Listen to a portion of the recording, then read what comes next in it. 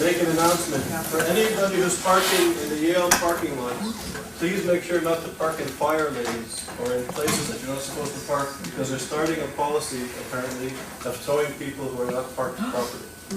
So, please make sure you're parked properly in the Yale parking lot. Okay, so today we're continuing with the seminar series. We're very fortunate to have Professor Milton Shain with us. He's the professor of Hebrew and Jewish Studies at the University of Cape Town. He's an eminent scholar who's widely published on an array of issues. Today he's going to speak on anti-Alienism, Anti-Semitism, and Anti-Zionism in the 20th century in South Africa.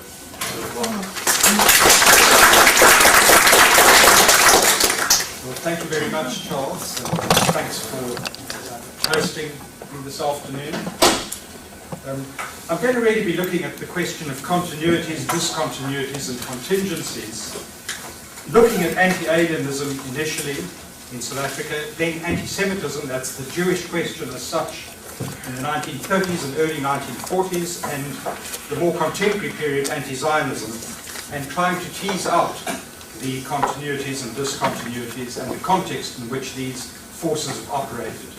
And of course, that question has been subject to substantial literature in a general sense, but I'm looking at the South African case specifically.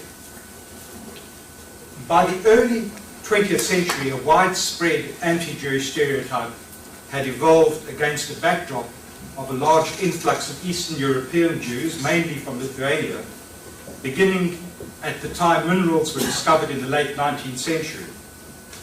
The newcomers attracted substantial hostile attention in the interior as itinerant peddlers, in particular in the southern Cape region, as traders in the ostrich feather industry, on the diamond fields as fortune seekers associated with illicit diamond dealing, in mining in Johannesburg, on the Witwatersrand as so-called Peruvians, a term unique to South Africa, we can discuss at question time possibly, but they were associated with the seamier side of the city's life, including the illicit liquor trade, prostitution, and then as mine magnates or cosmopolitan financiers on the Witwatersrand, who were seen to be bent on dominating the country.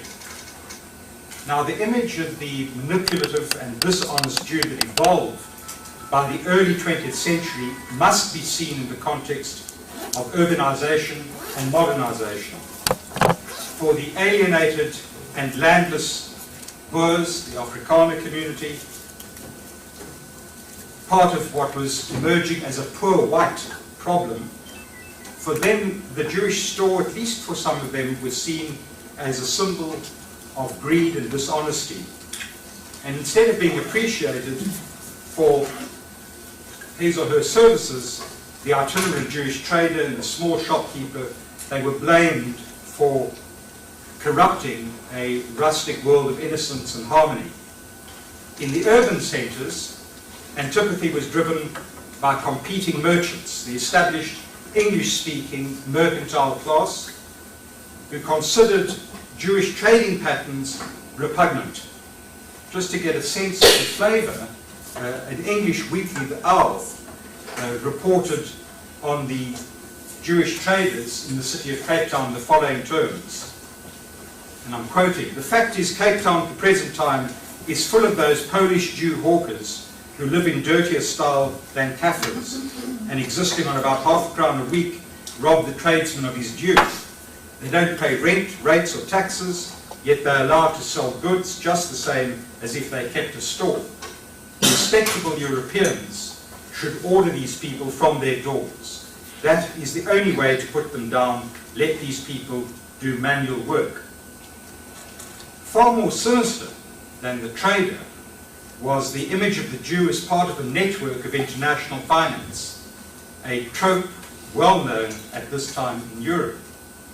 The notion of the cosmopolitan financier found fertile soil in South Africa, where mining magnates or landlords among whom Jews were disproportionately represented, were such a prominent feature in society.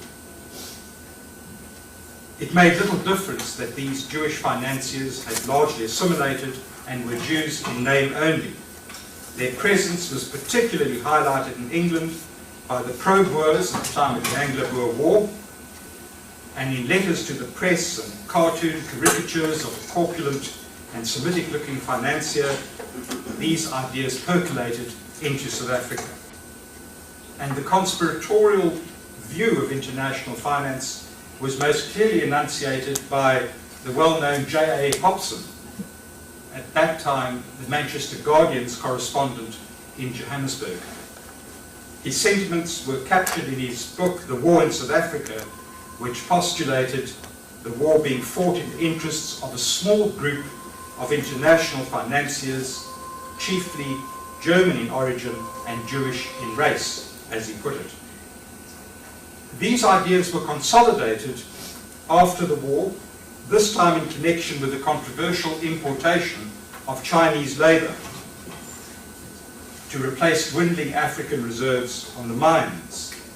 Increasingly, the alien plutocrats or the Hebrew goldbugs were portrayed as responsible for the scheme. It was in this climate that Hoggenheimer, a quintessential Jewish parvenu based on a stage character, it's at this time that he became a household name and a visible component of the anti-Jewish stereotype, complementing the Peruvian image that associated with the Jewish trader and the underworld. In the eyes of the anti-Semite, it was the dishonesty of the Peruvian that enabled him to achieve plutocratic eminence.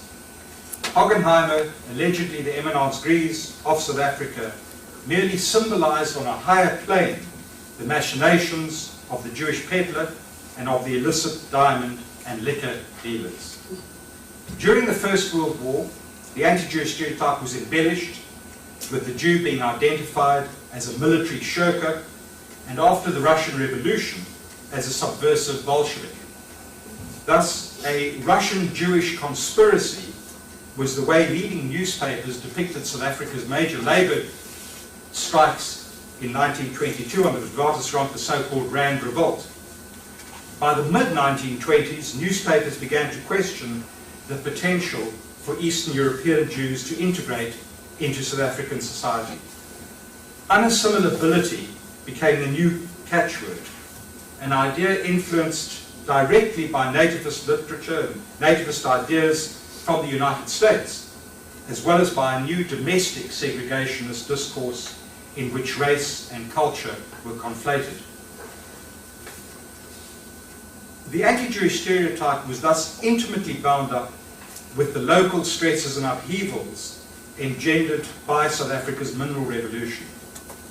For many categories of the social spectrum, the impoverished farmer, the unemployed worker, the competing merchant, the frustrated businessman, the fearful worker, the stereo served as a psychological cushion. It was a universal scapegoat in an age of turmoil. I'm going to jump now to the Jewish question of the 1930s and early 1940s. Against the backdrop of the evolution of the anti-Jewish stereotype, it was no surprise that the full spectrum of the English and Afrikaans language press welcomed the Quota Act of 1930, which set out to curtail Eastern European Jewish immigration. The Act heralded, in Todd Endelman's terms, the transformation of private into public or programmatic anti-Semitism. That is to say, anti-Semitism moved from relatively benign cultural and literary stereotyping to the public arena with demands for political action. The transformation was initially seen in the formation of the Grey Shirts, a far-right movement under the leadership of Louis Weichert. At its peak, it numbered about 2,000 members, and its success inspired similar organizations to mushroom across the country. Although inspired by Nazi forms and racist or folkish discourse, the substantive message of South Africa's fascist movements related to the South African experience. Jews had fomented the Boer War, inspired blacks against white civilization, controlled the press, exploited Afrikaners, dominated society and so forth. Against a backdrop of drought, depression, and rapidly increasing black economic competition, these fascist clones, with the marked preference for the language and symbolism of Nazism, devoted themselves to attacking that oldest of scapegoats, the Jew. Indeed, a variation of the Protocols of the Elders of Zion appeared in 1934, leading to a major libel action against the leader of the Grey Shirts, Johannes van Moltke. Anti-Jewish ideas rapidly moved from the extreme right to the mainstream of Afrikaner nationalism, exacerbated by the influx of German Jewish refugees who found a loophole in the earlier Quota Act which did not apply to them. The groundswell of anti-Jewish feeling prompted demands for the ending of Jewish immigration. These developments galvanized the ruling United Party, that's the party of Jan Smuts, to introduce stiffer educational and financial requirements for purposes of immigration. And these were to take effect on the 1st of November 1936 and resulted in an interim increase in German Jewish immigration. By the end of October, well-attended meetings led by a group of Stellenbosch University professors, including H.F. Verwoerd, later the architect of apartheid. These meetings protested against the arrival, and particularly as ship-bearing immigrants to Stuttgart. At that time, on the far right, Weikart predicted that our party is about to make a strong and rapid advance. Everywhere our meetings are crowded, and our message is eagerly welcomed by the people. So fringe sentiment was gradually integrated into the core of the political program of the Purified National Party, at that time in opposition.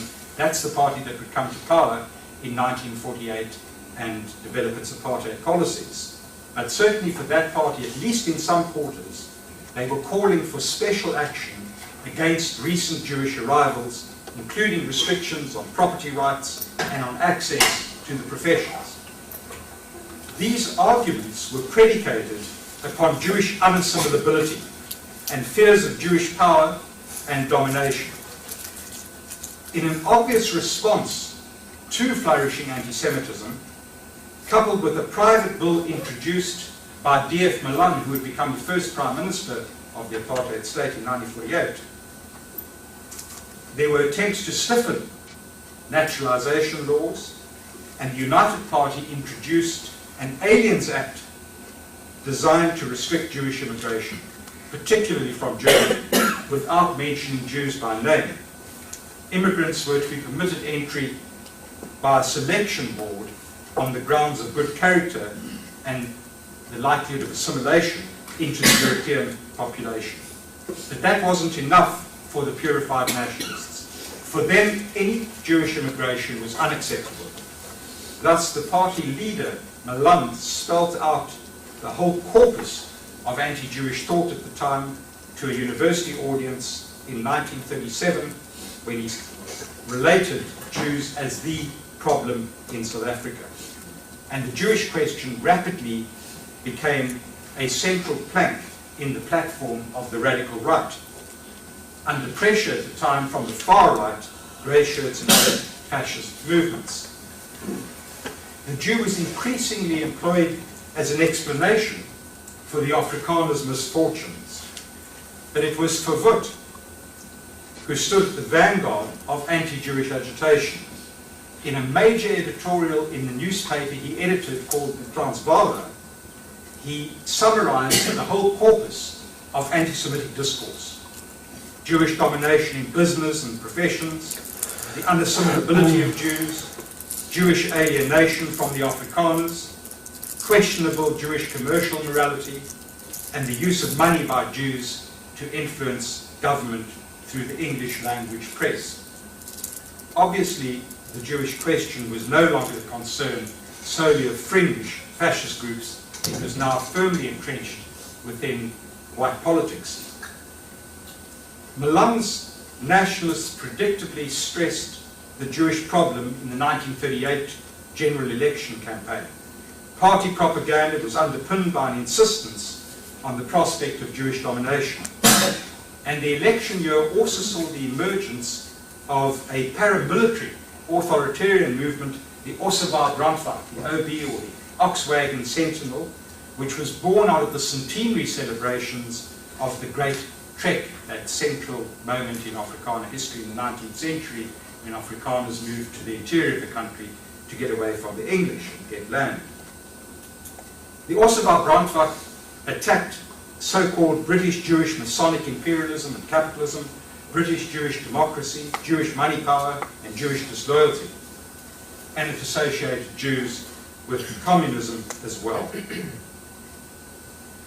The rhetoric of protest and opposition was thus riddled with racist assumptions and anti-Semitic generalizations. Jews were aliens, disloyal, and bent on exploitation or subversion. Hostility was driven largely by Afrikaner intellectuals, some of whom had studied in Germany, where they imbibed views of the corporate state, an idealist worldview, and a sense of exclusivist nationalism. These ideas propelled a powerful republicanism rooted in notions of divine election, a leitmotif within the Afrikaner civil religion.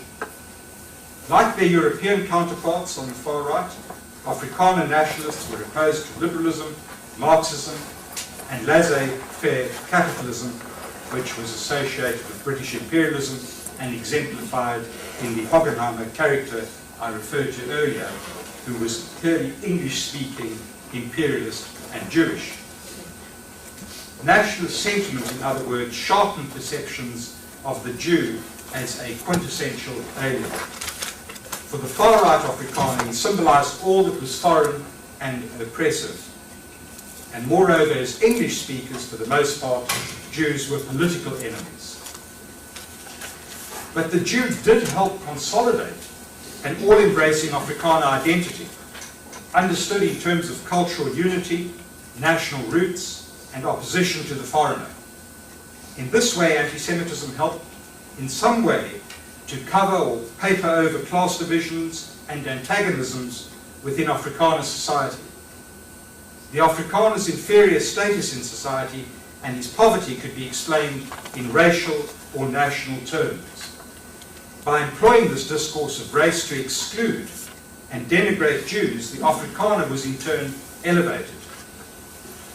Consequently, it's no coincidence that anti-Semitism continued to suffuse specifically right-wing Afrikaner political discourse and programs. This despite the improvements in the economy from the mid-1930s. And it's also no coincidence that the Jewish question was tied to internecine Afrikaner struggles employed according to prevailing needs and power gains. Anti-Semitism was given further impetus following the South African Parliament's decision to support the Commonwealth's war effort to resist Germany in 1939.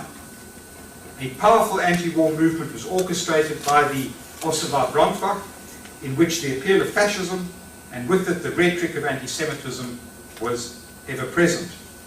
A range of major National Party publications issued in the early 1940s demonstrated the formative influence of Mussolini and Hitler on the exclusive nature of an insurgent Afrikaner nationalism in which the Jew had no place. Certainly the Ossebaard Brandwacht saw the Jews as a specific racial grouping in South Africa. But the struggle against Hitler gradually eroded the warm reception accorded to Nazi and fascist ideas. By 1942, mainstream National Party leaders, including Malung, Verwoerd, and Strydom, the later Prime Minister, these ideas were unequivocally rejected by these Afrikaners, the ideas of National Socialism, at any rate. Nevertheless, there were indications that as late as 1944, anti-Semitism was still a powerful force.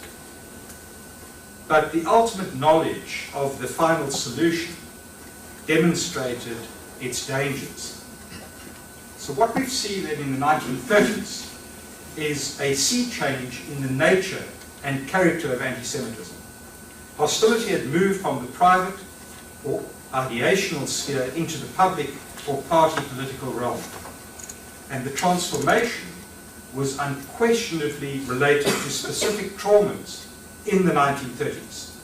I'm thinking of the intensification of the poor white problem following the impact upon South Africa of the World Depression, the emergence of Nazism in Europe, and most importantly, the rise of an illiberal, anti-modernist and exclusivist strain within Afrikaner nationalism. That anti-Semitism rapidly disappeared after the war. The grey shirts and the New Order, another fascist group, were disbanded, and the ban on Jewish membership in the National Party in one of the provinces where they had been banned was lifted in 1951. And in 1953, the first apartheid Prime Minister Malam returned from a visit to Israel full of praise and admiration for the Jewish people. The National Party appeared to want to put the tensions and excesses of the 1930s and 1940s behind it. A new Afrikaner bourgeoisie, well-educated, confident, and more optimistic than their forebears, enjoyed the economic fruits of racist exploitation and political power. They developed very rapidly a respect for enterprise and material success. The very scaffolding that had underpinned the Afrikaner sense of inferiority was thus removed as they began to experience power and upward mobility. Within a decade of coming to power, a broad Afrikaner middle class had appeared. A sense of competition with and fear of the Jew dissipated. A post-war consumerist culture meant the erosion of rural values and a newfound respect for the city. No longer was it an alien and inhospitable place. Most significantly, however, the impetus of exclusivist Afrikaner nationalism waned. English speakers, including Jews, were necessary for the apartheid project. As whites, Jews were to have a rightful and welcome place. In the post-war South African world, colour was the cardinal divide and the greatest source of Afrikaner fear. Anti-Semitism was relegated to occasional uttering on the part of the far right, including concerns about Jewish loyalty. At the time, Israel supported the Africa Bloc in the early 1960s against apartheid, and including some Holocaust denial at the far right in the 1970s. At this time, however, a new source of hostility began to emerge around the question of Zionism, driven essentially, but not exclusively, by the minority Muslim population, around about 2% of the population. In apartheid South Africa, the views of this community were largely unknown to whites, including Jews, because of the nature of the society.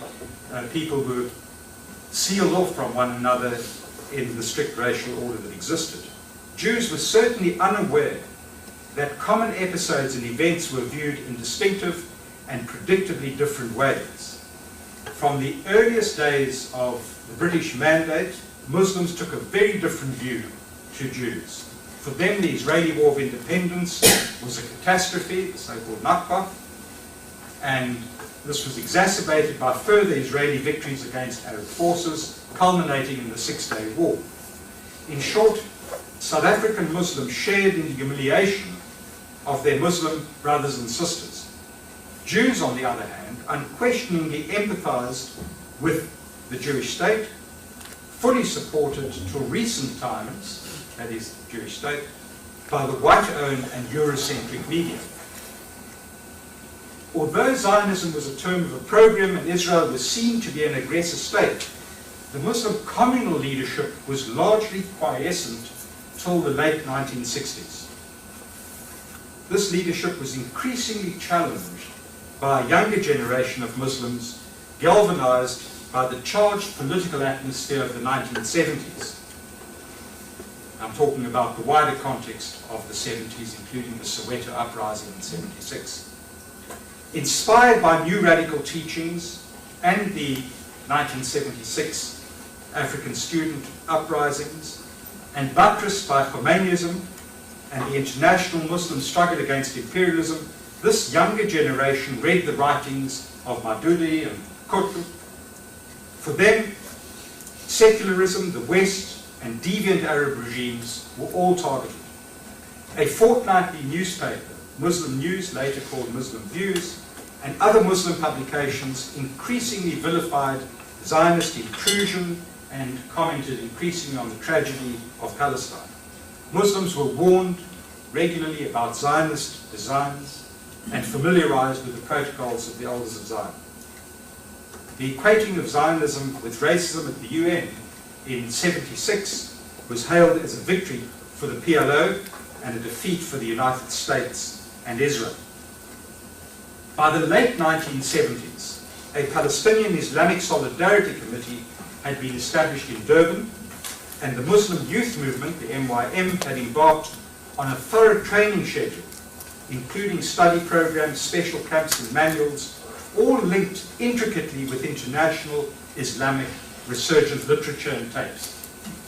Zionism, secularism, capitalism and communism were all identified as threats. Impetus was added by the success of the Iranian Revolution in 1979. The writings of Shariati and Khomeini were now included in the reading lists of these movements. In 1980, a radical group, Qibla, was founded, patently inspired by the overthrow of the Shah in Iran and culpably informed by global perspectives on the potential for challenging the South African state from a Muslim perspective. It spoke of Islamic revolution in South Africa.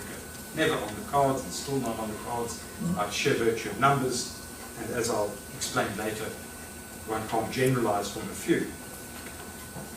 Muslim demonstrations against Israel and Zionism on the campuses of the University of Cape Town and the University of Witwatersrand at the time of the Sabra and Shatila massacres in Lebanon revealed an intensification of Muslim anti-Zionism and a new determination for action among the younger generation. The growth of radical Islam was especially evident in the objection of some Muslims to being part of the broad-based anti-apartheid coalition, the United Democratic Front, the UDF, which was founded in 1983. These Muslim voices were concerned that the UDF included non-Muslims, communists, amoral secularists, and Zionists, and this would lead to a dilution of Muslim identity. Of particular concern was the Zionist question. By the 1980s, progressive South Africans shared a powerful mood of anti-colonialism embedded in a third world Weltanschauung. Within this framework, the illegitimacy of Zionism was an important component, especially given the fact that South Africa had close ties from the early 1970s with Israel. This mindset was capitalized upon by Qibla, which identified Zionism as the citadel of imperialism. For some observers, Jewish and Zionist manipulation was even responsible for apartheid. By the late 1980s, Muslims were increasingly visible in anti-apartheid protest marches. But once the ban on illegal organizations had been lifted by President de Klerk in 1990, these Muslims widened their focus to include Bosnia, Kashmir, and Palestine. The United States embassies and the Israeli embassy were regular targets of anger, and Israel's links to the United States always noted. Muslims equated the struggle for liberation in South Africa with the Palestinian struggle. Both were revolutions against colonial settler states dominated by the United States. And of course, Muslims in South Africa would have been categorized as not white and were the victims of apartheid and its legislation. The arch enemy of Islam and the root cause of problems in the Middle East was Israel. As one newspaper put it, the Zionists through their servants, the Americans, have manipulated the situation in the Middle East to such an extent that they have succeeded in leaving the Middle East totally defenseless. Hostility gained pace at the time of the Gulf War, evident in conflict on the campuses between Jewish students and Muslim students, and in solidarity meetings for the Bosnian Muslims, at which American and Israeli flags were burned. And the tempo was continued when Yasser Arafat visited in 1994, speaking in a mosque in Johannesburg. He called on South African Muslims to join the struggle to liberate Jerusalem. Jihad will continue, he said. You have to fight and start the jihad to liberate Jerusalem, your sacred shrine. And 1 year later, on Al-Quds Day, placards were displayed outside the Israeli embassy in Cape Town reading, "Kill a Jew, kill an Israeli, and Jewish blood." And not surprisingly, the assassination of Rabin was greeted as a miracle from God, according to Muslim views. By then, the Israeli-Palestinian conflict was undoubtedly the central concern of Muslims in South Africa. The Jewish state was a focus of evil and a conspiratorial center rooted in the Zionist movement. Such sentiments were articulated at an international Muslim conference held in Pretoria in 1996 called "Creating a New Civilization of Islam," and speakers there referred to the Jews as a powerful economic force and blamed Zionists for all evils in society. And this is the context in which PAGAD, an acronym for People Against Gangsterism and Crime, was founded, a vigilante movement which built upon mounting despair as law and order broke down in the aftermath of apartheid's demise, the loosening of the police state, and activated by a prior history of gangsterism in the townships. And PAGAD appeared to provide solutions. Against a background of poverty, unemployment, Muslims marched to the homes of gang leaders and offered Islam as the only solution. When voices were raised against PAGAD's activities, these were blamed on global conspiracy. And when the African National Congress, now in power, the Party of Liberation, when it issued a document, The Threat of Fundamentalist Islam, one Fuad Rahman, who is not well known by anyone, but interesting from our point of view, he responded in the columns of Muslim Views that the document produced by the ANC was a product of, quote, the Israeli intelligence network known as Mossad. The ANC government, according to Rahman, is heavily influenced and controlled by Zionists. Of course, that wouldn't have had much traction. But he continued that Mossad was working hand in glove with the CIA due to their extensive surveillance of Muslims here, knew about PAGAD before PAGAD knew about PAGAD. Now, Rahman's conspiratorial views knew no bounds, and he reflected an increasingly paranoid cast of mind. South Africa's moral collapse was linked, in his view, to the apostate, as it happens, Jewish mining magnate Harry Oppenheimer, the, as he put it, Rahman put it, South African equivalent to the American moneymonger known as Rockefeller, who, due to his wealth and owning America, dictates American policy. Oppenheimer was accused of being a Zionist, manipulating American President Bill Clinton, and defining his anti-Islamic policies. He went on to say, this is why America, used and under control by the Zionist conspiracy, has ousted the popularly voted in FIS government in Algeria and replaced it with the puppet yes boss dictator. In Rahman's view, South Africa was also being manipulated by Zionists, whom he alleged, in addition to controlling the Johannesburg Stock Exchange, had infiltrated major ANC government structures with so-called white liberals sitting in key positions. He went on to say, I'm quoting, the Oppenheimer family dictates global economy trends due to the wealth of all South Africans they have usurped. He, that is Oppenheimer, is also linked to a major Zionist structure, conspiring to dictate world policy due to owning the world's wealth. Rahman even blamed the demise of the National Party, the party of apartheid, which relinquished power in 1994, he blamed its demise on the Zionists, and ensured readers that the Zionists would similarly make the ANC incapable of governing.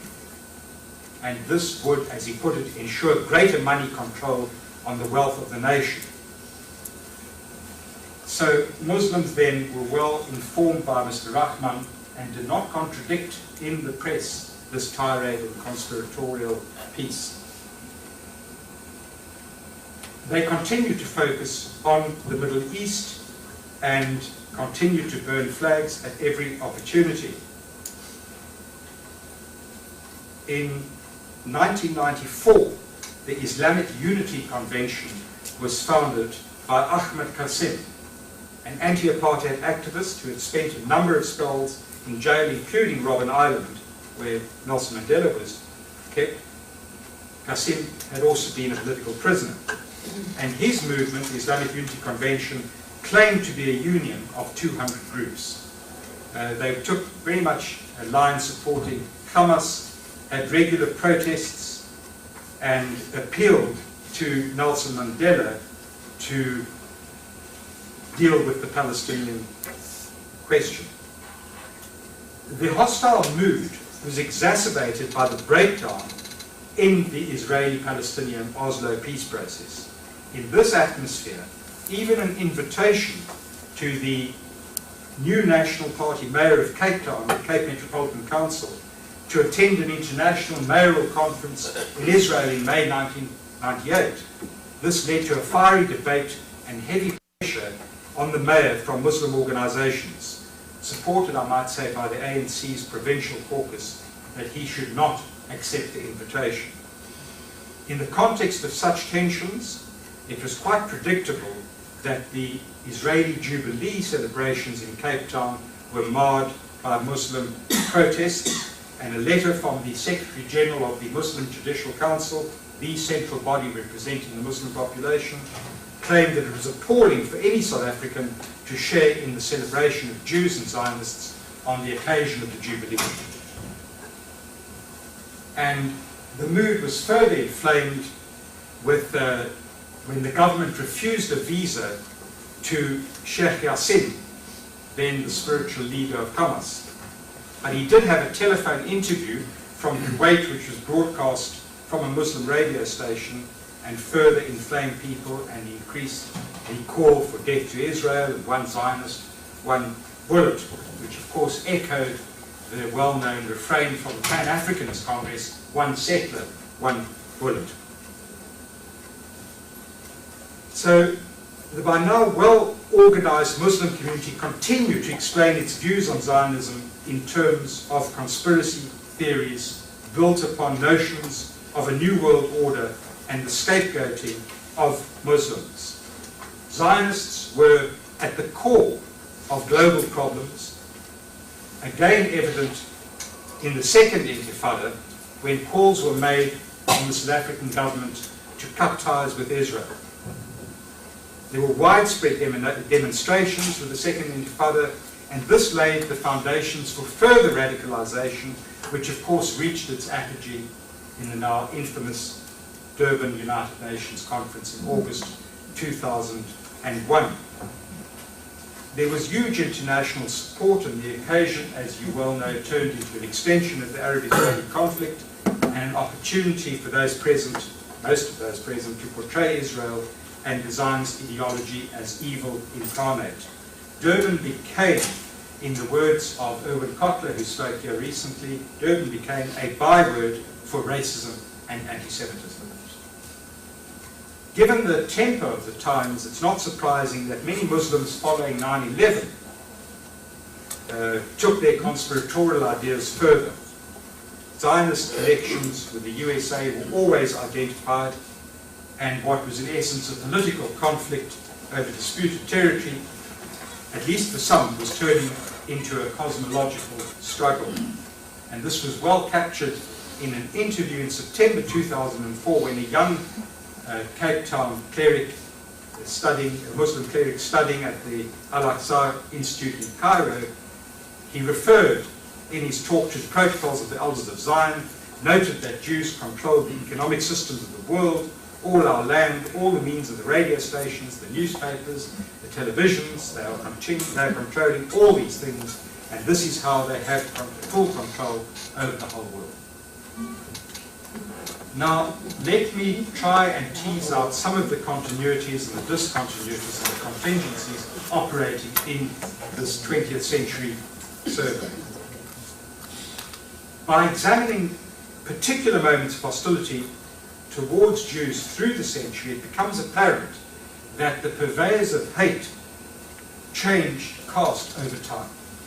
Anti-Alienism or hostility towards the Eastern European Jewish immigrants emanated essentially from the white English-speaking merchant class and from Afrikaner farmers. The Jewish question in the 1930s and 1940s built upon classic anti-Jewish motifs. It was very much the concern of the white Afrikaner right. And of course, hostility towards Zionism emanates largely, but not exclusively, from the Muslim community, which by and large, as I mentioned earlier, falls within the non-white category of the old apartheid racial order.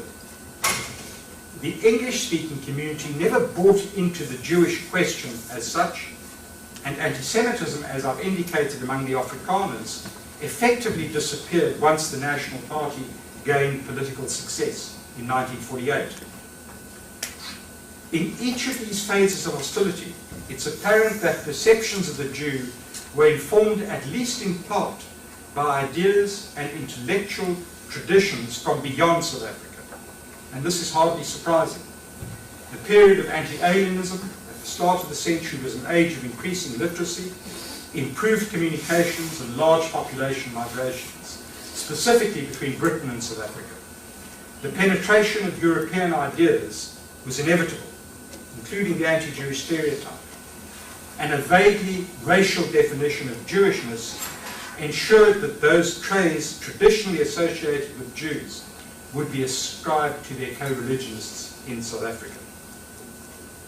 The impact of European ideas was particularly apparent in the 1930s. The radical right, as I've indicated, manifestly shared many fascist ideas, evident in the shirtist movements, most famously the grey shirts, also in the Ossewa Brandbach and the New Order, and evident in the penetration of the protocols of the Elders of Zion into South Africa. Local anti-Semites were well connected to a nexus of international anti-Semitism, demonstrable in the protocols trial in 1934. One of those charged, von Moltke, claimed he was inspired by Hitler's revolution, but even more influenced by a fellow Hamilton Hamish Beamish, a well-known Irish-born anti-Semite who had found his way to the Cape Colony as a member of the Ceylon Mounted Infantry during the Boer War before returning to England via the old Rhodesia, where he founded the anti-Semitic Britons in England. Von Moltke was acquainted with Beamish's writings, and the Irishman Beamish gave supporting evidence at the trial. Muslim anti-Zionism also displayed, and displays currently, features of the conspiratorial cast of mind, and it too was influenced by ideas from abroad. Intricate Muslim international network shared ideas of hatred and fantasy, including Holocaust denial. The success of the Jewish state, despite its pariah status for many, had to be explained. The groundwork was well laid in a global literature that demonized Jews, Israel, and the United States. All this connected smoothly with the protocols facilitated by the internet with its hateful sites, including South African sites. As important as the impact of ideas from outside on domestic discourse about Jews and Zionism were the specific contingencies within which these ideas operated and resonated. Anti-Alienism during the upheavals of the mineral revolution and the demonstrable power of mining capital. Antisemitism during the 1930s and early 1940s during a period of heightened Afrikaner ethno-nationalism. And anti-Zionism in a highly charged and hospitable political milieu at a time of radical transition. Although Muslims identified with the notion of Nakba at the time of the Israeli War of Independence, and although they shared in the humiliation of Arab defeats at the hands of Israeli forces, it was only, as I've indicated, from the 1970s that a younger generation operating in a different political milieu began to find explanations for their condition in radical Islamist literature. South African Muslims increasingly viewed the plight of fellow Muslims in the world through a South African template, fed by radical Islamist thought from abroad. The Israeli-Palestinian conflict and American machinations in the Middle East, in particular, informed a sense of common victimhood exacerbated by a second-class status in apartheid South Africa. Notwithstanding the importance of contingent factors, the rhetoric and motifs of hostility to Jews through the century had much in common. The target, Jew or Zionist, was identified as responsible for the evils of the day, at the turn of the century for undermining standards and for nefariously manipulating society, in the 1930s and early 1940s for threatening to dominate and to control society, in the late 20th century for malevolently orchestrating global affairs and oppressing Palestinians in a quest for domination. In this sense, radical Muslims in South Africa shared much with Hobson and with the Afrikaner radical right in the interwar years. Like the Hobsonians and the Shirtists, they evolved fantasies to cope with and to understand their world. In the case of Muslims, the added experience of living under a centrally controlled, authoritarian and manipulative apartheid regime exacerbated beliefs in conspiracy and intrigue. It's tempting to note that Hobson's Boer War, von Moltke's Protocols of the Elders of Zion, and Rahman's conspiracies each have a bearing on what Daniel Pipes refers to as the great radical utopian ideologies of our century. That is to say, Leninism, fascism, and Islamism. Each of these ideologies, argues Pipes, harnesses ideas of world domination. They are each informed by a world conspiracy ideology, an attempt to dominate the world. And yet, ironically, each of these ideologies sees others, and more specifically the Jew, as conspiring to challenge them and plotting to dominate the world. In short, what we have what psychologists commonly refer to as projections. Thus, Hobson's understanding of imperialism captivated Lenin, who refined the idea of monopoly capitalism and its threat as part of a communist worldview. The protocols, in turn, informed Hitler and Nazism and served, in the classic phrase of Norman Cohn, as a warrant for genocide.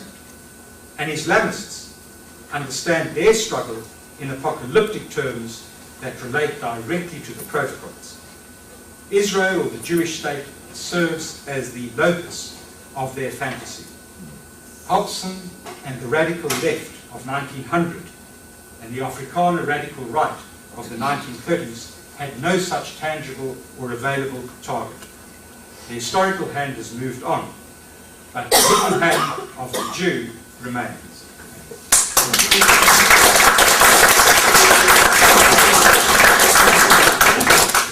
So, does anybody like to ask a question?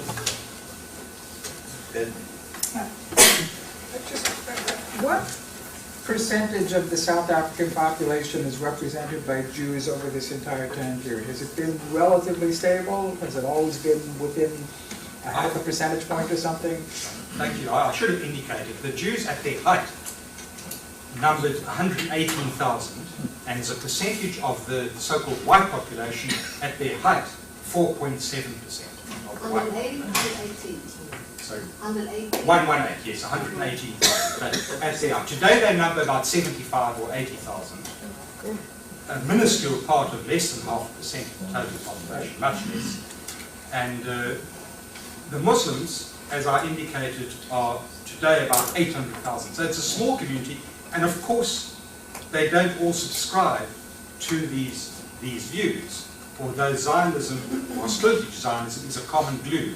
But the majority of Muslims draw on a much more ecumenical Islamic tradition, and not the conspiratorial tradition that I've been identifying. But the reason I ask is, although the specifics, of course, are very different with South Africa from other countries, we've now had several talks from people who have come through and told us about anti-Semitism in Russia or in the Muslim world, even in Canada.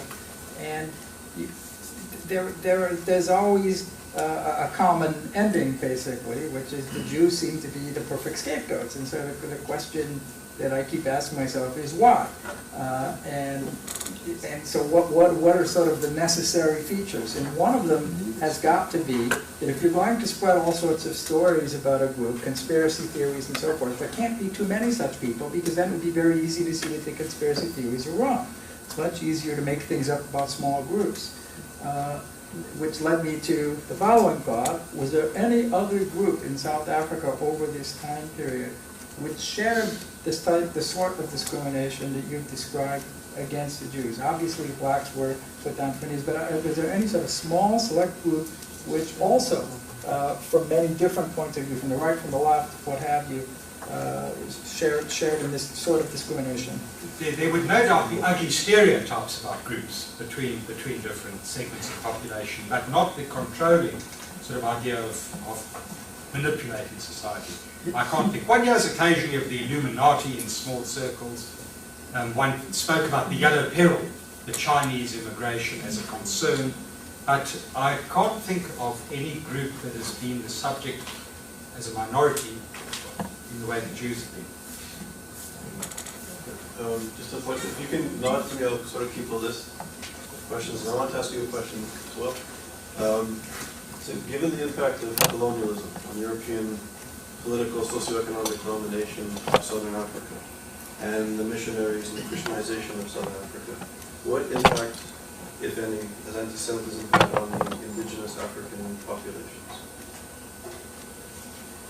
When it comes to black anti-Semitism, we don't know too much. In 1972, there was a study done by Melville Edelstein, who was the first white person killed by a mob at the time of the Soweto uprising. He had been quite a liberal fellow who had been working in the townships and did a study of matriculation students in the Soweto High School.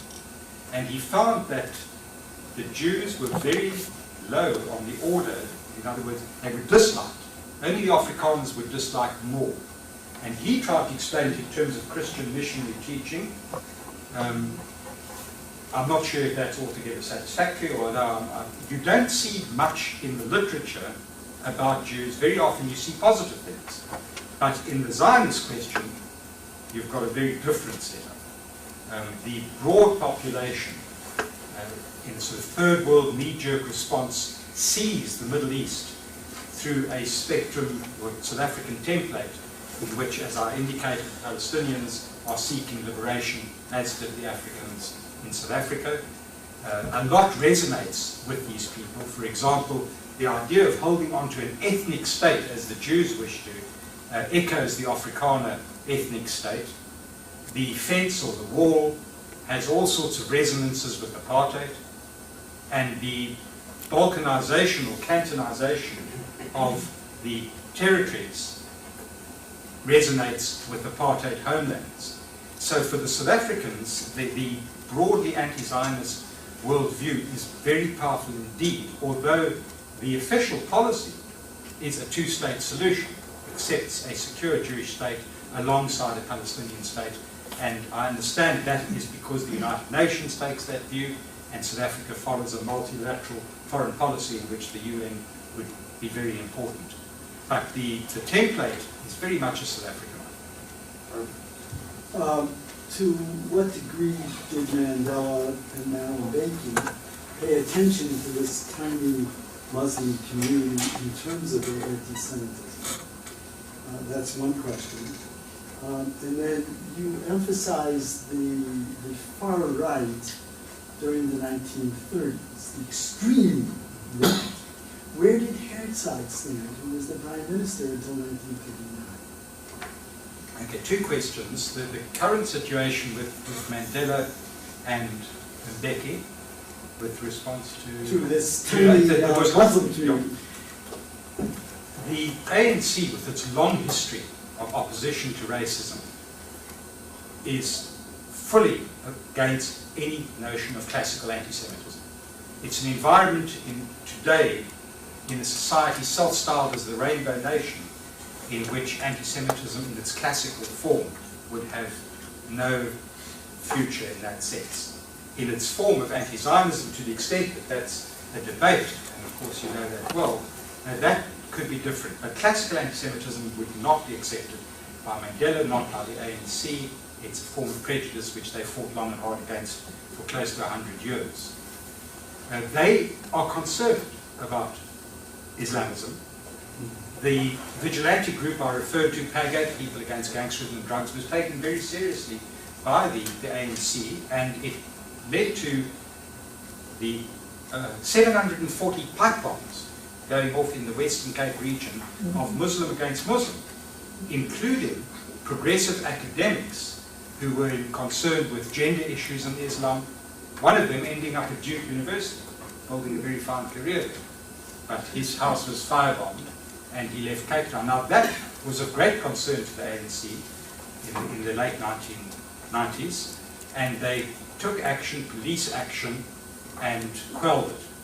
But they do take it seriously, but it does represent a minority, because there's a long part of the resistance struggle includes Muslims. And those Muslims have fought for constitutional Western-style democracy. So it's not an Islamist movement, or the vast majority of Muslims in the country are quite happy in a multicultural, multi-faith society and would not support any Islamization of the society. But what's disturbing is that you do not get the sort of response one would hope for in the mainstream Muslim press to the outrageous conspiratorial claims, the kind of which I read some. And Herzog?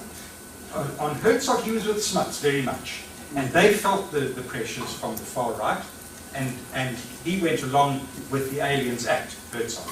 But there's not much evidence to my knowledge of him really sharing those views, but during the war when he broke away.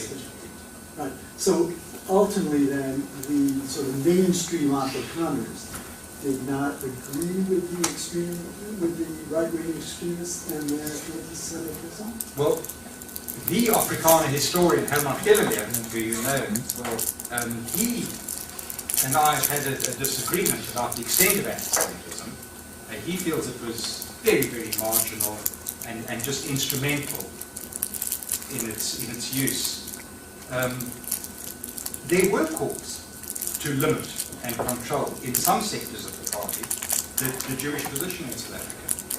And they had some inveterate anti-Semites in important positions, including the apartheid early foreign minister Eric Lowe, who was a dyed-in-the-wool anti-Semite, and others.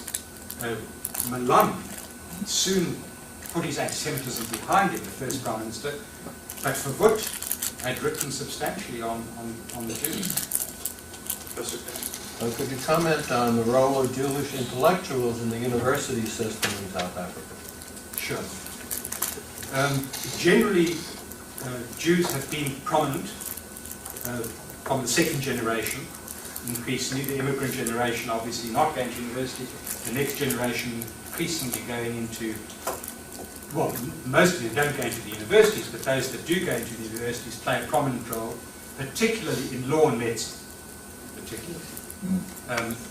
They virtually to the end were liberals opposed to apartheid, and the intellectuals, the next generation, were very often informed by European Marxism, were prominent in the humanities and the social sciences, part of the new left, informed by those ideas, very often falling into the category of Isaac Deutsch's non-Jewish Jews, but playing an important role intellectually in the humanities.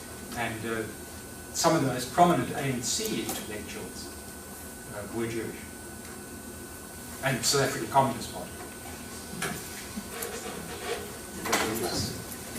During the period when the rest of the world was applying possible divestment, including Yale in its portfolio, I was on the committee that looked at this application of the Sullivan Principles to South Africa.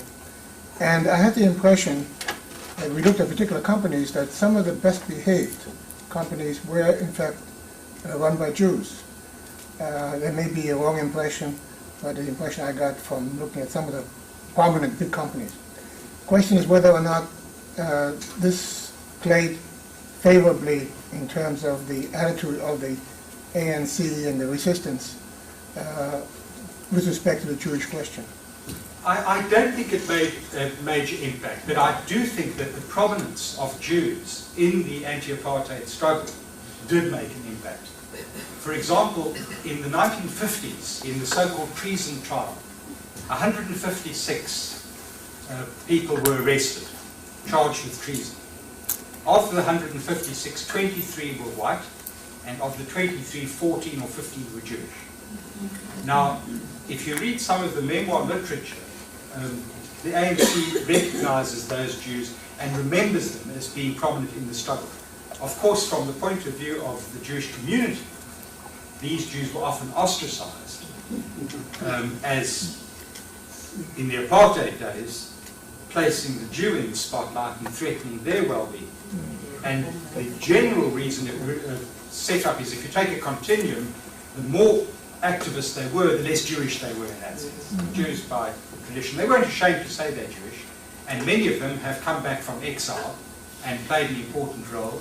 Judge L.B. Sachs in the Constitutional Court, and many, many others, and quite happy to be integrated into the Jewish community in whatever ways. And Sussman was a big figure. Helen Sussman was a mainstream liberal, and on the question of divestment, she was opposed to divestment. As was the leader of the opposition, who walked out of Parliament in 1985, Van Zyl Slabbert. At that point, the argument used by those people with regards to divestment was that you don't know when it's going to end, and you could actually destroy the whole country and never rebuild it. That was the argument against it, which you will remember. I didn't get a sense from your talk of how the Jewish population does politically, economically, or socially in South Africa. Could you address that? Sure. It is a very successful community by all measures, very much the North American model. Immigrants, children going into universities, professionalizing, business, innovative, moving into avenues that were undeveloped, like manufacturing, retail stores, and it's very much the Canadian North American experience, and very highly skilled and, well, relatively wealthy, without great class divisions in the last 30, 40 years, which is not to say there aren't poor Jews, but that. I'd like to make a comment and ask a question. When I was in Cape Town in the year 2000, I visited the Holocaust Museum, which has actually quite a substantial display on the history of apartheid as part of its the entire museum. My question is about the Muslims. What is the ethnic background? Are they black Muslims? Are they Pakistani Arabs? What is the ethnic background? The Muslims are the descendants of slaves from Indonesia, mainly, the islands around. So they're not Pakistani, they're not the subcontinent. And they've been around, there's been substantial conversion in the 18th and 19th centuries, and they've never really had an increase from an immigrant population. But in the last 10 years, there's been an influx of Pakistanis as the whole country has opened up. The Apartheid Museum is interesting. I was involved, at least the Holocaust Center, with that opening part on apartheid, dealing with the Holocaust exhibition or commemoration in South Africa necessitates relating in some way to apartheid. It's a very awkward thing, and that was the one way we could do it, by locating race and race ideology in a common source. I was impressed by that. Thank you, I wrote it.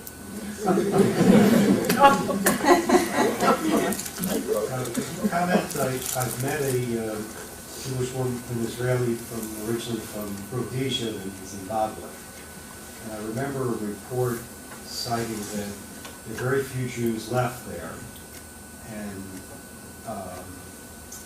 at one point it was a fairly substantial, successful community. So how did it differ if you dropped from 118,000 to 75,000? That's a drop. But their percentage drop apparently was much more severe. Yes, the Zimbabweans with the Mugabe liberation struggle in the 70s, there was a legislative change with regard to military activity. And I remember a lot of young people left the country, a lot of whites, including Jews, to avoid that. So that was a major drop-off. They were going to face that problem. It was also a very tiny population, a very tiny white population generally. Can I just ask, what is the local Jewish involvement in the diamond industry on the international level? Are Jews mainly into the normal businesses and academia, and are they involved in any of the international financial areas? They are. I mean, they have historically been involved with diamonds and beers. Are they involved? Going back a long way. What's the relationship between these local areas? Is there any? No, not massively today. So they're basically a service group Yeah, to that's the area. right. They're not involved. There have been in prominent the main CEOs of certain companies. Say breweries had a Jewish CEO, but they're not that big in Anglo-American Jews. Much more service, manufacturing, retail, trade. retail, so they're more like a payment community in New York. I'm sorry, I have a follow-up question to the ethnicity of the Muslims. I'm baffled why Indonesian, I mean, let's say descendants of Indonesian immigrants or slaves actually, would identify with Palestine. Do they also identify with the victims of the Algerian Civil War, where Algerians were, Arabs were killed by Arabs, or now, Darfur, where again, Muslim blacks are killed by Muslim Arabs, and Kashmir, and etc., etc. I mentioned that they widened their focus in the early 90s. Israel-Palestine became the issue. It's a much more tangible issue. It gets much greater media coverage, and it had much more meaning for the Islamists in that sense. But of late, I sense under pressure, there's been a move to consider Darfur. For example, the Muslim press has been covering that substantially, because they have been accused of exactly your question, why are you focusing only on that? So I think there's a slight sensitivity, but the Israeli question is paramount, and it does resonate. There's been some very strongly anti-Zionist expressions by individual members of the government, and I'm thinking particularly of one, Ronnie Kasriels, who happens to be Jewish. Are they simply expressing their views as individuals in such cases, and is that nothing to do with any issues within the government or directions that may be taken? Well, the person referred to, Ronnie Kasriels, was an exiled member of the Communist Party, came back with the normalization in 1990. He had grown up with a fairly traditional Jewish background, but soon left that in his late teens. He was very prominent, brave in the struggle, and got a senior position in the cabinet, not a senior post initially, Ministry of Water Forestry, but he subsequently has become Minister of Intelligence. Now, he and a few Jews got together to sign a petition, Not in My Name, in 2003. It was modeled, I think, on a Belgian movement. It was essentially identifying as Jews who are distancing themselves from the actions of Zionist Jews. And they did their best to get prominent names on the list. They had to fiddle with the document. It was launched with much fanfare, in fact with a parliamentary debate, but it was watered down substantially, allowing people like Nadine Gordiman to sign it. Now, the document, Not in My Name, was not particularly radical. It accepted a two-state solution, which is the government's policy, and in the whole process, Casserol's, in answer to your question, said he was speaking in his own capacity. I've just been to a conference with him, and he makes that very, very clear, that he's speaking, obviously, Minister of Intelligence, it's an important position, and he does it. Why he does it, why he takes such a sort of prominent position, is difficult to know. He claims, you know, this is part of his tradition of resistance against oppression. But at the same time, he was involved in rendition, with a Muslim being sent off to the middle of nowhere, maybe Guantanamo, I'm not sure. And he caused a lot of flack. Now, maybe he connects these two. His prominence with the anti-Zionism is enabling him to operate from an intelligence position against Islamism. That sounds a bit conspiratorial on my part. But he does continue to speak out, and only recently there was a major parliamentary debate with the Lebanese war, in which there was a very ugly anti-Israel resolution. And it often surprises me, because Muslims are in important positions in government, they're disproportionately in government, it surprises me that the government has held on to the two-state solution. It's not impossible that they will eventually break with that under pressure to appease, even though it's a minority that are vocal. Well, right. I mean, for example, the trade union in South Africa has gone much further than this, and has advocated, you know, a couple of times now a complete boycott of Israel. Yes. COSATU, the largest trade union federation, Congress of South African Trade Unions, called for breaking of diplomatic ties, ending the ties. And so there's a wellspring, and again, it's this idea of the Middle East replicating South Africa and liberation. It's also reinforced. I mean, there's this back and forth. If you take a look at anti-Israel activists really around the world, it's just a very easy analogy to slip into. I think a lazy analogy to slip into, but nonetheless slip into what they do. Take one more question. No? Okay, so thank you very much.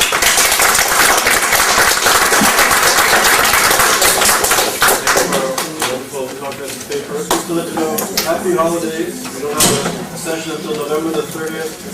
And Matthias Perso will be coming from Germany, and he'll be speaking here in this room on the 30th of November.